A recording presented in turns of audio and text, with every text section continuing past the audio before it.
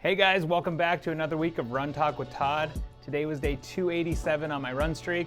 Actually coming off of my biggest week ever of normal running without any big races. I got just over 70 miles in last week, so really feeling good right now. And I've got about 6 weeks till my big race, my next attempt at 100 miles. So wish me luck, and hopefully the training keeps going smooth and no injuries.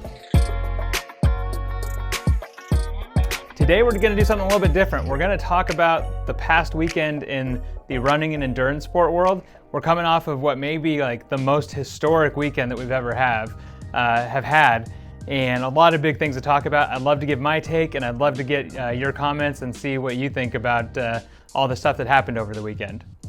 So there's a lot of different places I could start. Really, there's three big things that happened over the weekend. Let's start with the one that I would say is probably the most impressive, at least on paper, and that is Brigid Kosgei's new women's marathon world record. The old record was held by Paula Radcliffe, about 2:15 and some change, and she took over a minute, almost a minute and a half, I believe, off the record, ran 2:14:05 or 2:14:04, and just absolutely crushed it. Now this girl is probably the best marathoner in the world right now for the women's side, and she definitely showed it at Chicago over the weekend. In fact, I don't remember if it was at the 5K mark or maybe just a little after 5K mark. They were showing on the coverage. She was actually ahead of like the big pack of like elite American men. That's how fast she went out, and she really kept on pace. And again, just an amazing time. Now there are some black clouds there as well. She's represented by somebody that's represented some other runners that have been convicted of doping. So there is some question mark there, but regardless, really good time. And I expect to see, maybe another 16 years. I think that's how long it was between the record that Radcliffe set and this new record. It may be another 16 years till we see that record broken again because of how absolutely amazing it was. The other thing from Chicago, if you watch Chicago, we went in with a couple Americans that were hoping to have some big days. Galen Rupp coming back from injury. Jordan Hesse on the women's side was looking to potentially break the American women's record, and both of them went out with injury. So that's pretty devastating for them.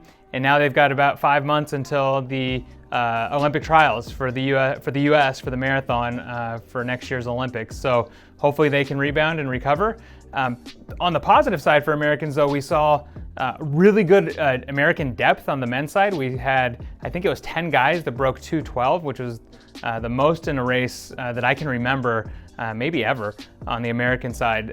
So that was really great, and should be really interesting come Olympic trials to see who can take those 3 spots on the American side for the men. And then on the women's side, we also had a lot of women PR go under 2:30. So really, we're seeing American marathoning depth rise up, and I'm excited to see the trials in early 2020 and see who can qualify in the Olympics. The next thing, the thing that's probably being talked about the most, I think the women's marathon record got overshadowed a little bit by Kipchoge's Ineos 1:59 attempt. And not only did he break 2 hours, he pretty much crushed it, ran 1:59:40. Now, it was amazing, really motivational. I think this is, I've seen a lot of stuff out there over the weekend, people that really love this, and then people that have, said, oh, this is just a PR stunt and it's, it's not real. But for me, I was really motivated by what I saw.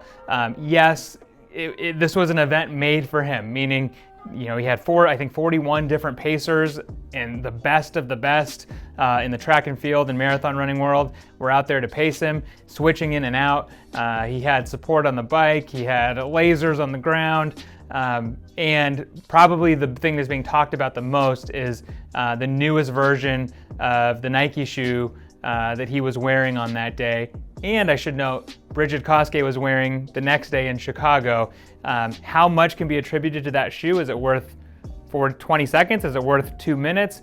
It's hard to say, but regardless, I was really inspired, and I think after the race, he really approached this thing the right way, where he was, it was about what can this do for barriers? Can we see guys in regular races go sub 2:01, sub 2 hours here in the not too distant future? I sure hope so. I hope it's not all the shoes. I'd love to see somebody in a pair of non-Nike shoes, run some really fast times here coming up so we can say it's not just the shoes. But regardless, it was really awesome to watch, and hopefully you got to see it. If you didn't, definitely go check it out, and I think you'll be inspired as well.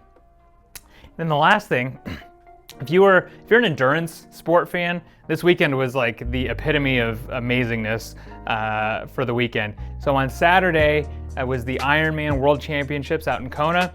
I love tuning into this event every year.